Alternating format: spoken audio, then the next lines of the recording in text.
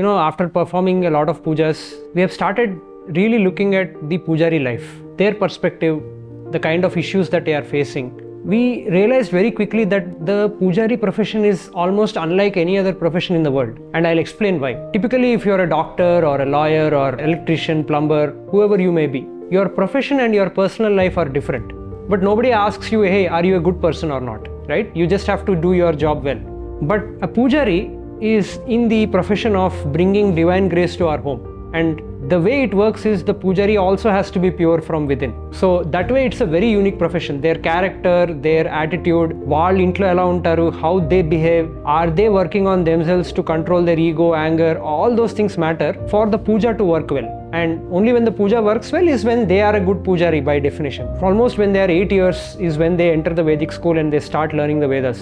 Almost our journey mottam they are away from their parents, because it's a very hard subject. They have to memorize thousands and thousands of lines, not only the words, but the exact narration, the exact up and down tones, everything has to be uttered in the same way every single time.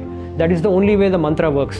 So they repeat it n number of times, they spend all the time in the Gurukul, and that's how they learn. To maintain that condition in their body, where they can invoke divine grace, where they can utter those mantras, they have to live a certain way of life.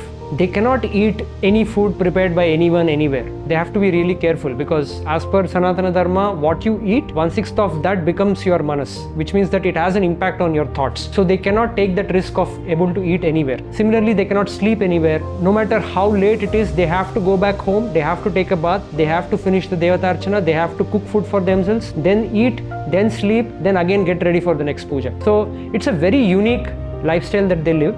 And even their dressing, whether it is summer, winter, rainy season, their dressing, they maintain the same pancha, kanduva, uddaranam, that combination, right? It's very hard, and most of them travel by bikes. You must have seen carrying all those heavy puja samagri items. So they undergo a lot of risk, and we have been lately noticing that a lot of young pujaris, they are getting diabetes, because they don't have regular meals on time, and because they continuously are performing homas and pujas, they are continuously exposed to those fumes, and that causes different sorts of issues for them. It's their work itself involves a lot of uttering the mantras at high pitch and all that.